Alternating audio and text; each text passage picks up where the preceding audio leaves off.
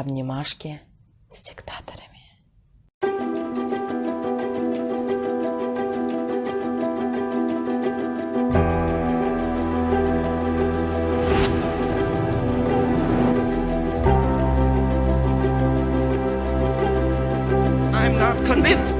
Сегодня мы наблюдаем почти ничем не сдерживаемое, гипертрофированное применение силы в международных делах, военной силы.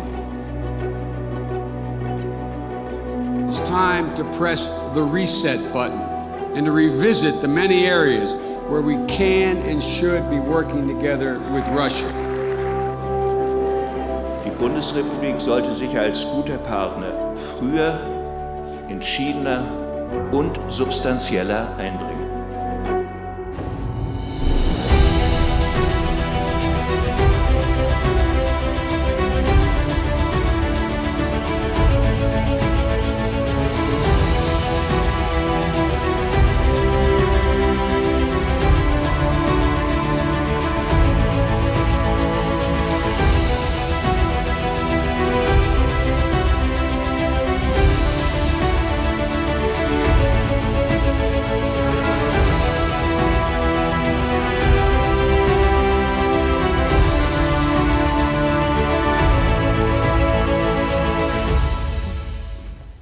Привет, друзья, это Владимир Милов. Спасибо, что подписались на мой канал. Если еще не сделали этого, подпишитесь, здесь будет интересно.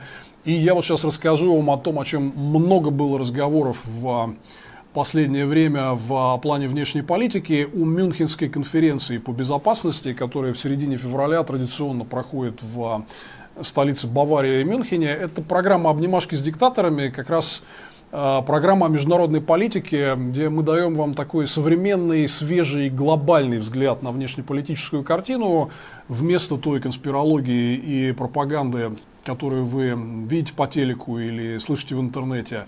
Вот я как раз хотел вам рассказать из первых рук об этой Мюнхенской конференции, потому что я там сам был одним из ее участников и даже выступал, и мы даже вам сейчас покажем мое выступление на сессии, которая была посвящена борьбе за демократию и свободу во всем мире. Но, тем не менее, вот несколько важных вещей, своих впечатлений о том, что происходило, я хотел вам рассказать. Прежде всего, вот, чтобы вы так объемно представляли себе, что такое Мюнхенская конференция по безопасности, ну, откровенно говоря, довольно бестолковые и бардачные события, потому что вот уже много лет действует такая традиция, что вот о вопросах глобальной безопасности приезжают поговорить там много-много очень важных персон и первых лиц. Президенты, премьер-министры стран. Это значит что? Во-первых, толком не поговоришь. Потому что за редким исключением бывают интересные, харизматичные президенты, которые говорят не по бумажке, например, или премьер-министры, как Джастин Трюдо, да, или вот президент Франции Эммануэль Макрон. Они были оба одними из звезд этой конференции. Но в основном, что такое президент и премьер? Это значит вот чувак, который выходит и зачитывает по бумажке там «дорогие товарищи», да, вот все, что ему написали его помощники, и вот собственно, такая крафтовая, значит, речь, которая обозначает все вот тонкости внешнеполитического взгляда того или иного правительства в данный момент. Да? Но это можно все в интернете прочитать. Это не обязательно прям сидеть, вот это зачитывание слушать. Это часто довольно скучно. Да? Но вместе с этим, значит, во-первых, первые лица – это очень-очень много security. Полгорода перекрыто. Все, кто вот бывал просто там в отпуске в Мюнхене, это очень милый, приятный город с шикарным историческим центром, мой любимый Мариенплац.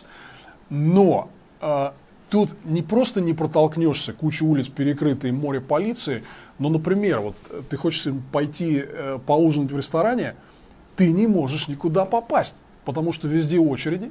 Везде все зарезервировано, и когда ты заходишь внутрь, сидит народ с бейджиками этой всей конференции, то есть просто весь город забит. Со всеми этими первыми лицами приезжает какая-то дикая, невероятная, невообразимая свита, которая забивает весь Мюнхен, забивает всю конференцию. Там в залы реально невозможно попасть. потому что вся эта челядь, значит, собирается, все это слушает, и всех выгоняют и говорят, смотрите на мониторах, значит, в холле. А какая разница, это можно в интернете, на ютубе посмотреть. Ну и, конечно, вот отличие, например, Мюнхенской конференции от, скажем, ежегодного форума по безопасности, который проходит в канадском Галифаксе в ноябре. Я вам о нем рассказывал. Я был там в ноябре, и мы делали о нем специальную передачу. Он гораздо интереснее, потому что в Галифакс приезжают только представители свободных демократических стран, которые очень честно и открыто обмениваются мнениями о том, что происходит в мире. А вот в Мюнхен приглашают лидеров, политиков, прежде всего из стран авторитарных. То есть там выступал в этом году министр иностранных дел Китая, министр иностранных дел Ирана, наш министр Лавров, которые вот, значит, зачитывали весь этот диктаторский взгляд на международную политику. Ну, блин, ценность этого дела. То есть вот полконференции это выслушивать, значит, вот этих вот болванчиков, которые рассказывают нам свою диктаторскую сказку о том, как мир якобы устроен в их глазах. Да. Ну, конечно, диалог по вопросам безопасности надо вести и с авторитарными странами, но я просто с очень многими людьми в кулуарах разговаривал, и они говорят, что, конечно, ценностей во всем этом деле не так много. Что интересного, вот можно так, если суммируя по итогам всех этих дискуссий на Мюнхенской конференции, вынести? Во-первых, конечно, там звездой в этот раз был французский президент Эммануэль Макрон. Мы его здесь с вами обсуждали и ругали в одной из наших передач про Евросоюз. Кстати, это вот вторая самая популярная передача «Обнимашки с диктаторами» за всю историю. Пересмотрите нашу передачу про Европейский Союз, и там был отдельный блок про политику Макрона. Мы ругали его за вот эту вот дурацкую, на мой взгляд, абсолютно бесперспективную попытку заигрывания с Путиным в какие-то очередные обнимашки, перезагрузку и так далее. И вот Макрон, он опять все это повторял, что нам не избежать диалога с Россией, но, надо сказать, он довольно серьезно сменил тон. Я думаю, что вот за последние месяцы, после того, как он начал эти заигрывания с Путиным, он очень много получил. То есть критика в его адрес с самых разных сторон была очень серьезная. И наряду с вот этим повторением фраз о том, что типа нужен диалог с Россией, Макрон говорил другие гораздо более жесткие вещи. Что Россия агрессор, что она вторгается во внутренние политические дела других стран, что ее нужно сдерживать, что то, что в России не соблюдаются права человека, это очень плохо. То есть вот речь Макрона, она такая была, ну, как вы знаете, птичку на нашем гербе. У нее две головки, которые смотрят в разные стороны. Примерно так выглядело выступление Эммануэля Макрона. Ну хорошо, что там вторая головка-то уже появилась, потому что вот с одной, которая смотрит только на Путина, как-то это было некрасиво совсем. В общем, интересно. Макрона интересно смотреть, потому что с будущим уходом в следующем году такого тяжеловеса в европейской политике, как Ангела Меркель, Макрон, ну, по сути дела, остается таким главным европейцем, наиболее тяжеловесным европейским лидером, представляющим именно Евросоюз, а не отколовшуюся от ЕС Британию. Кстати, знаете, очень, очень интересная история. Вот многие, в том числе я, говорили о том, что выход Британии из ЕС будет быстро превращать ее в такую периферию международную. Да? И вот в этом году никого высокопоставленного, ни одного министра из Британии на Мюнхенской конференции не было. Это отметили все. Что типа все, ребята погрузились в пучину своих внутренних разборок и проблем, до международных дел им, в общем, уже там некогда, не добраться, не досуг. Это очень показательно, что вот прям первое такое важное международное событие сразу после Брексита привело к тому, что Британии там нет, а вообще-то она есть. И что вообще сейчас там будет происходить? То есть, на мой взгляд, оторвав себя от Евросоюза, Британия вот поставила себя в такую ситуацию, когда это, в общем, большой вопрос. У них есть сейчас серьезное международное влияние или нет? Несмотря на всю их армию, там, военную мощь, несмотря на весь размер их экономики, а вот нету их. Не было видно их на международной сцене. Это было очень интересно и характерно. Другой интересный момент, это, конечно, Германия. Мы рассказывали вам в одном из наших прошлых выпусков про политический кризис, который в Германии сейчас происходит в связи с тем, что ожидавшаяся преемница Ангелы Меркель, Аннегрет Крамп-Карренбауэр, она сказала, что не будет баллотироваться в канцлере в следующем году. Там сейчас абсолютно открытый вопрос, кто после Меркель будет у власти. времени мало, все это довольно хаотично. Пересмотрите нашу передачу. Германия как бы хозяйка конференции, и тем не менее вот там очень чувствовался вот этот вакуум, да, что немецкое лидерство в связи с ожидаемым уходом Ангелы Меркель, ну, оно так вот отходит на второй план, и кто этот вакуум заполнит, непонятно, из-за этого был такой вот большой интерес к Макрону. But the strategy of Russia has been to monitor the political movements in the past and to support non-democratic movements, anti-migration, anti-democratic, very conservative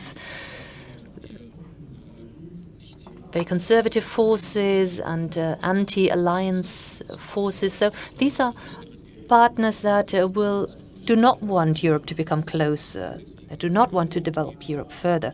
So this is why Russia has long been seen as a country. It's better to have 27 divided states rather than 27 states acting together. But this is not our approach, so we need a new strategy. We stand united. We want a joint approach with a Russia that is willing to build something, even though we do not agree on everything.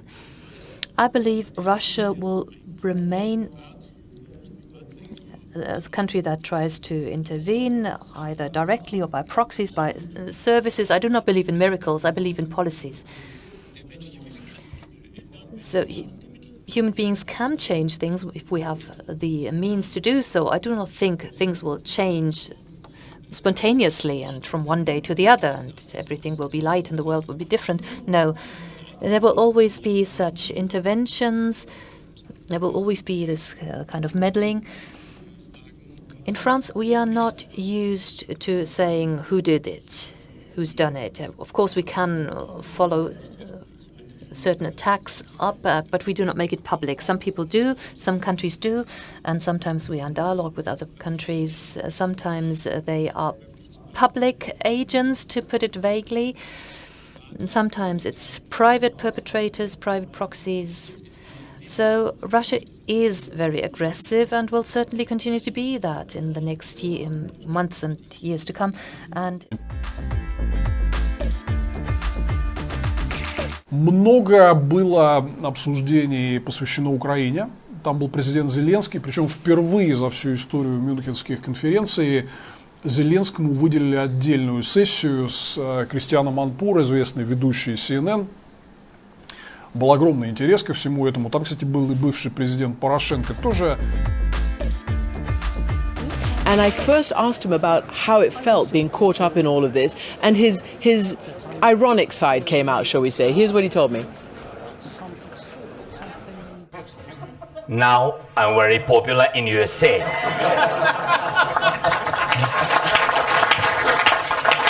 But I didn't want to find such way. But, you know, but if this way will help Ukraine, I'm ready for next call with Mr. Trump. Вот по итогам можно сказать, что ситуация вокруг Украины, как мы здесь с вами обсуждали, у нас тоже была отдельная передача про Украину, она зависла. Она зависла и в плане того, что Украина никуда особо не движется по пути каких-то серьезных внутренних реформ.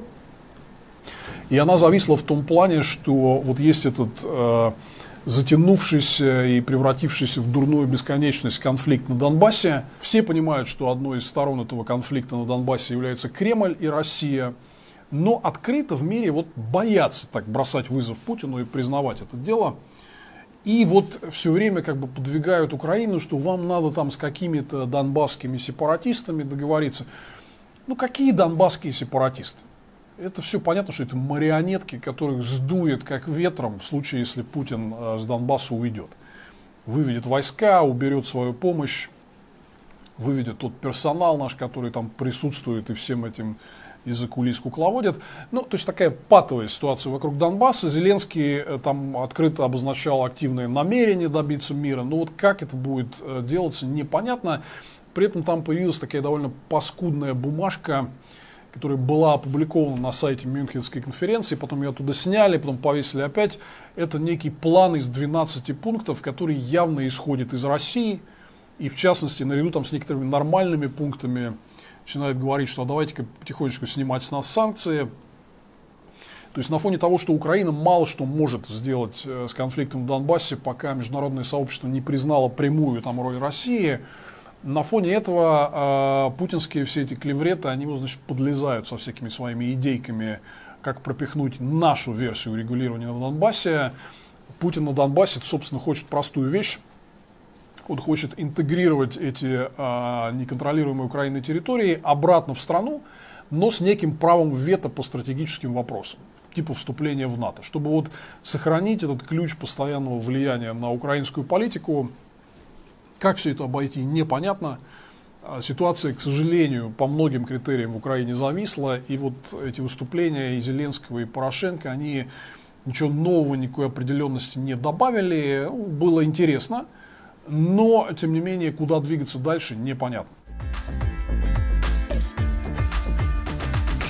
И самое главное, о чем я хотел сказать, вообще вот ключевая тема этой конференции, вот у нас принято в России часто на международную политику смотреть через призму такой русскоцентричности, как вот мы там на международной арене играем какую-то роль или нет.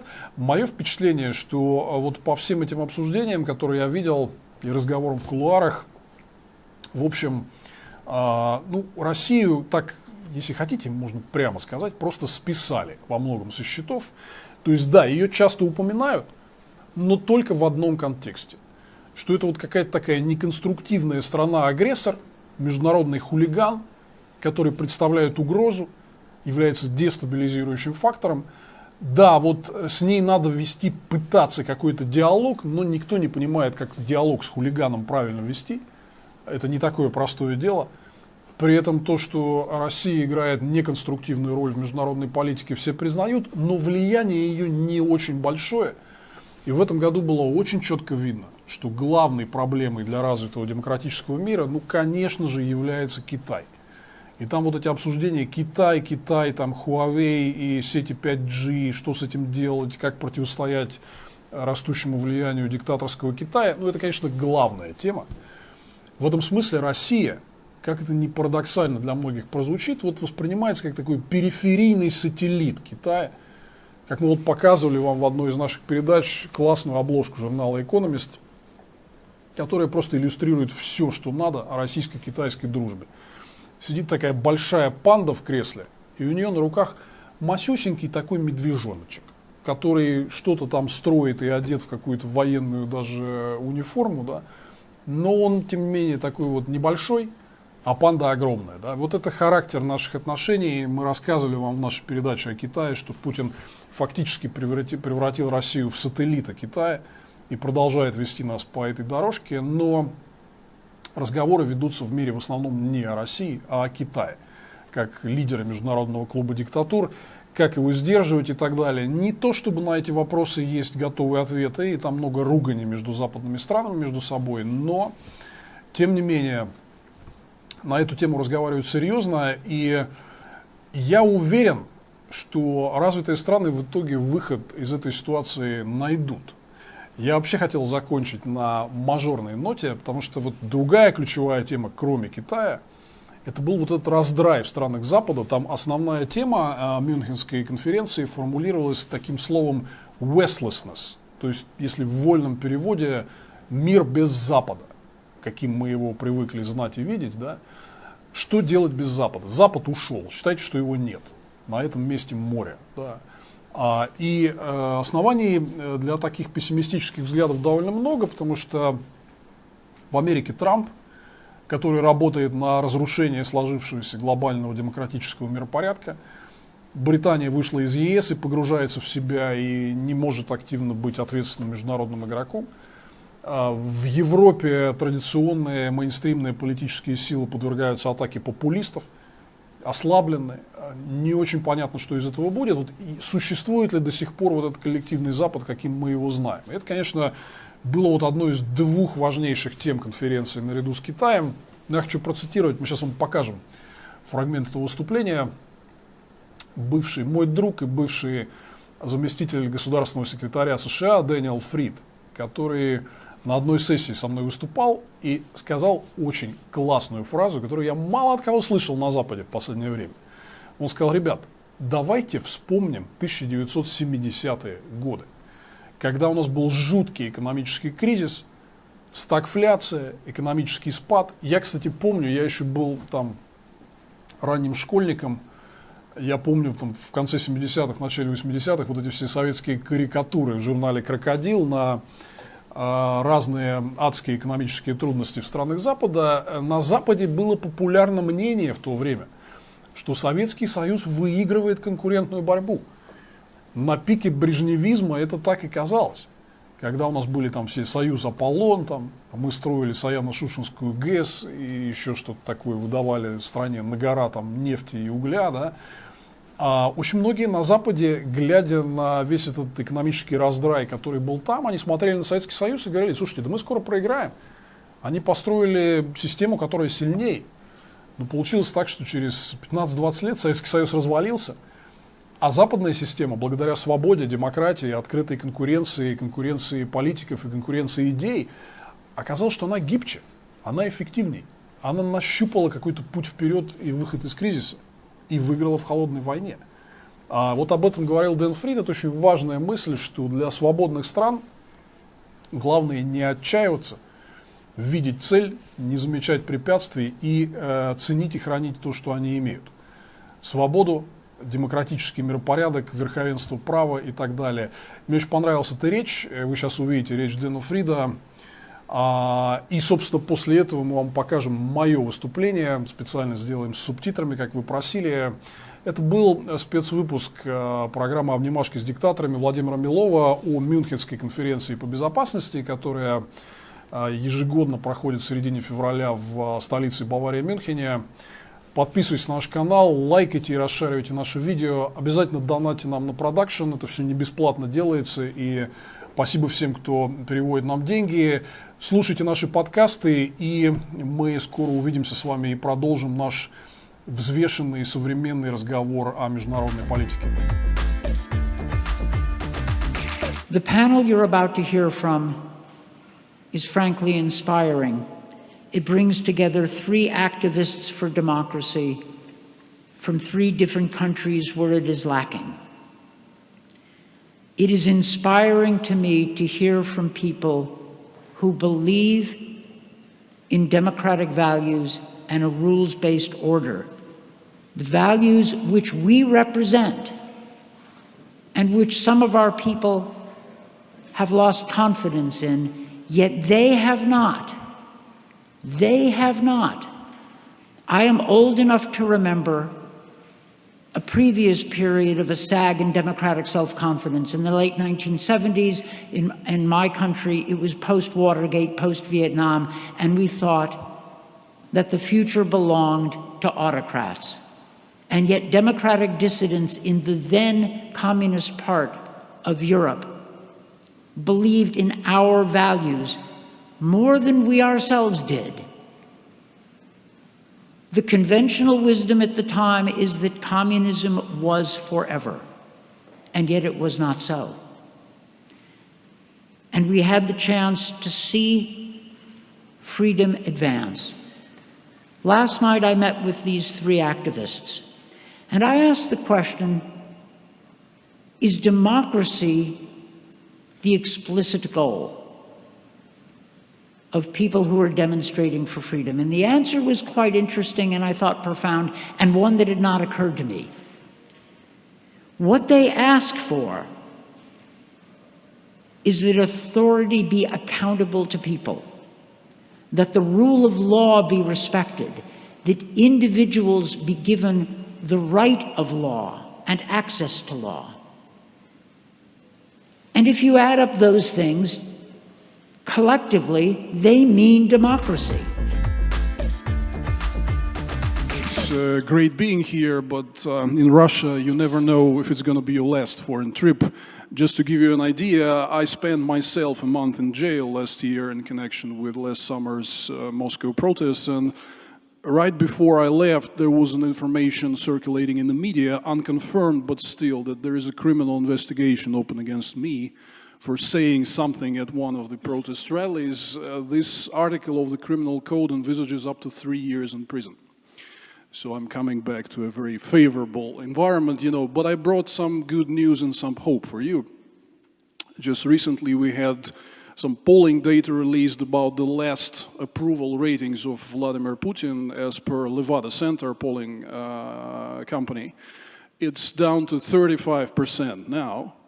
And we are coming to the next year's parliamentary elections, which is going to be the next big political event in Russia. And the government at the moment is trying its best to adopt any sort of new mechanisms, amendments to legislation, just not to allow any competition, because they understand that if it's going to be a real contested election, then we will have a full house represented by the opposition in the Russian parliament. I actively travel across the Russian regions, but I also participated in the Moscow city parliament elections last year. So I actually talked to thousands of real voters on the ground, and my campaign went on through several dozen thousand households advertising my candidacy. I can tell you that you rarely meet a person who is a die-hard fan of Vladimir Putin and his party. This is probably within like 10, maybe 15% maximum who are active supporters of the government. It's like twice outpaced by the number of those who are fiercely against and want change. If you just Google Russian regional news, you barely see a week or even a day without major protests in different Russian regions for all of the reasons: economic, social, environmental. There is a very powerful video, and I think it's a big problem that it's not so much distributed in the West. There was a protest rally in one of the remote provincial cities in the Russian north, in Arkhangelsk region. I think it was a city of Kotlas with just a few dozen thousand residents. And it was an environmental protest about garbage dumping and landfill of garbage that is coming from Moscow. It started as just an environmental rally, but then one man came to the podium and said, and there was like 5,000 people present, which was a huge rally for this relatively small city. He said, "I want to raise your hand who trusts Vladimir Putin." And nobody of this big crowd does. People brace like that, just in the symbolic show that they disagree with authorities and won't change. So when we come down to all these big questions, I used to work in government myself. And I understand that it's no question that Western governments will have to work with dictators and autocrats for security issues, for economic issues. It's inevitable. But I think it's important to always bring up this question of legitimacy. Because Vladimir Putin and his people, they come here to the Munich Security Conference, they come to many other different places in the West to speak, and they want to portray the picture as, look, we have a solid backing of 90% of the Russian people. This is what you read in the Western headlines. It's just not true. In December, I was in Brussels at the European Parliament, and one of the members of European Parliament asked me a very practical question. He said, we have a joint commission with the Russian State Duma, the federal parliament, but it was suspended in 2014 because of the Russian aggression against Ukraine. What shall we do with it? Shall we maybe restart, engage in dialogue and so? I'd say my advice is very simple. There are parliamentary elections in Russia scheduled for 2021. If it's going to be an open, free, fair, competitive election, okay, if in that environment Putin's party wins, well, so be it. We restart the talks, because we want to talk to a real parliament elected by real Russians. If it's going to be, again, this same bunch of androids appointed by the Kremlin without a real contested race, what's the point talking to them? So that's, I think it's very important, because by bringing up this question of legitimacy, you may talk to these guys, but you should also always say that, look, we know that you were not popularly elected. Last time Vladimir Putin participated in a real contested race was 2000, 20 years ago. Last time he was re-elected, as Russian officials say, he did all his best to ban his major opponent, Alexei Navalny, my colleague. And there was, at the time being, there was a huge demand, even from Putin's supporters, for a real contested race. If he is so strong, why not engage in debate and real competitive elections? So I think this is a very important message. If it's always 100% of times being brought up, it erodes the supremacy and this hour of legitimacy that dictators have. Because their message is that we have solid backing of our people want autocratic system because Western democracy is flawed and doesn't work. We should counter that effectively. And I want to finish with maybe something that might not be very pleasant to hear, because we're speaking here about what should be the attitude from the free democratic Western world towards autocracies and people who are oppressed. But unfortunately, what is extremely unhelpful is that in the recent years particularly, we began to hear similar poisonous language that we hear from the propaganda Russian television. We began to hear it from the Western leaders, some of them being elected to top posts. This egoistic, chauvinistic messages, which is like making my village great again, is above the rule of law.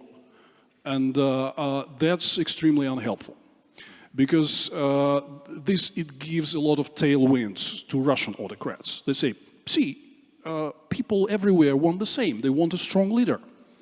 They want to become great again. All these institutions, rule of law, that's an old stuff which comes out of fashion by the minute. It is extremely important that the democratic West speaks in one language and sort of, recaptures this banner of freedom, because these issues are being hotly debated in the West itself right now. And it's really not helpful to hear this chauvinistic, anti-democratic language from biggest global democracies. Обнимашки с диктаторами.